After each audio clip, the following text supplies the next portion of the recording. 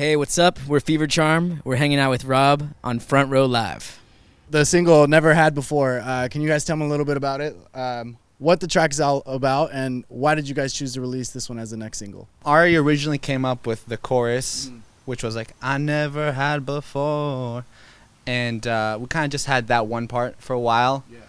And then that kind of, birthed the meaning of the song, which was to just talk about stuff that we've never done before. Like trying new things, experimenting, getting a little bit weird. That's definitely involved. And yeah, we decided to release that as a single because we thought it was unique and just been getting a lot of good feedback from it mostly. Right. This is actually part of the upcoming EP Retrograde, right? Coming out later this summer? That's correct. Yeah, it should be out either the end of this month or early next month. All right, so let's talk a little bit about the recording process of the EP. Was that something you guys did here in LA, or did you guys do it back home in Oakland? Yeah, we handled all that in LA. We started with like a demo a day kind of deal where we would just write one song every day. And once we got to about 30 or so, we started nailing them down, just finding like 4 or 5 that we really liked and wanted to pursue and bunch them together. And then we produced them out, and we recorded most of the stuff here at Route 2 Recordings in LA. Now, from 30 songs to an EP, why did you guys choose EP rather than a full album? I feel like that was like a lot harder to pick the songs. Well, just because usually when we write music, we try and just write as many songs as possible, just to kind of get all the creative juices flowing. And we chose to do an EP just because that's really, we wanted to keep it concise for now, and the songs weren't all cohesive together, so it wasn't really like one cohesive meaning, so it kind of just made more sense on our end to keep it an EP for now. When you guys self-produce your own record, when producers come into the studio, there's fresh ears. Yeah. So how do you guys get to that point with your music, since you've been listening to the songs over and over? Throughout the entire process, we're always like showing it to our friends, like all we're in LA, like all of our musical friends are out here, so we just send it to everyone, get a little bit of feedback from everyone. So even though there's no one producer, it's kind of produced by our entire friend group, everyone. You guys are now LA natives. How different is it, starting a band back in Oakland? I mean, my understanding of Oakland, it's more hip-hop influenced. So did that make it harder for you guys? Well, in the Bay Area, in Oakland specifically, there are like 2 scenes, right? You have like kind of the East Bay punk scene, which is like pretty big. It's a big punk scene. And then you have like the hip-hop, hyphy beats, that kind of stuff. Right. So it's pretty cool because it's kind of like those 2 things just like merged together. I feel like that really covers like almost all of our influences. So it was a really cool place to start a band and to be a band for a long time, because it's really diverse music, just like all different types of random stuff. Green Day, Rancid both came out of there, as well as like the Matches. They were like a big alternative band that we're pretty big on. But like hip-hop, not so much. We never really got, at least me personally, I never got too much influence from that. Right. From that culture. We were exposed to that, which had, like whether it was an obvious influence, it was definitely like a subconscious influence. Yeah. And I feel like that comes out in some of our music a little bit, some hyphy, like a little bit. Sinai, Too Short, the Cataracts, they're a Bay band. Right.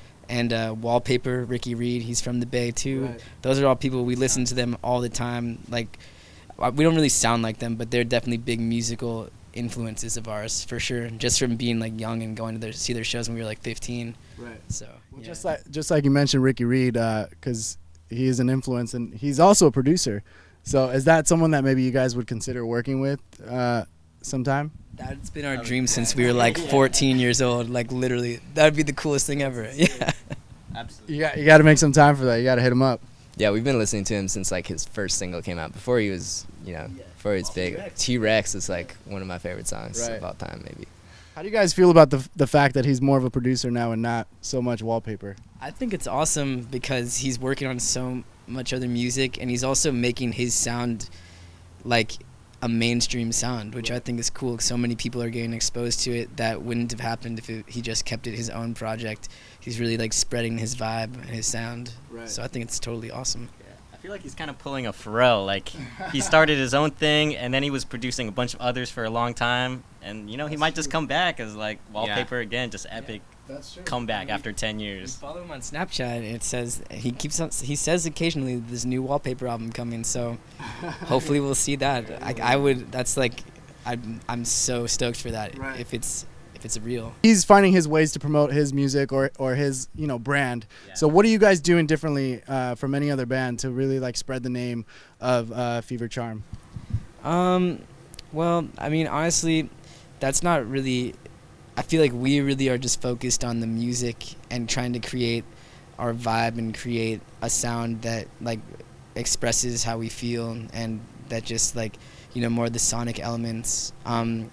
I guess to promote our brands, we put a lot of emphasis on our live show. We really try and make each show like a unique experience with there's like some jamming, I guess, that we do, and that's like a big thing. And then just I don't know, we like to swim upstream. So if too many people are doing something, that usually means that we're not super into it. Right.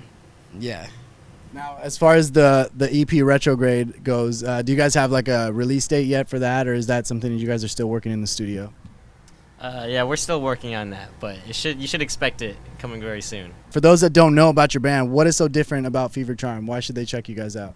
We're just a band of goobers. We're just jabronis. We're everything. We just like to have fun, go to the beach, do a little bit of everything. We're not like the band that's too cool for school. We just kick it. We like to have a good time. Totally. Off that, we are a band of brothers, I'd say, who are like best friends firsthand, musicians in a band secondly, and that kind of comes through in our music in a cool way. You stole mine. I guess that we just like, we're always seeking that new sound. We're seeking like a fresh sound. We're really not trying to do, like I said a second ago, if it's been done, that means that we're not really into it. Right. Just really try and do new things and write new songs and always write music. Never stop writing. We're mostly just there to have fun, and that comes across in our live shows. So like, we just try and put ourselves out there as much as possible. And if you guys want to jam along to us, that's awesome. Cool. Well, thanks for hanging out with me, guys. You guys be sure to check out Fever Charm. Their website is www.fevercharm.com. And the new single's out now, and it's called Never Had Before. Awesome. Thanks for hanging out. Thanks for subscribing here on Front Row Live.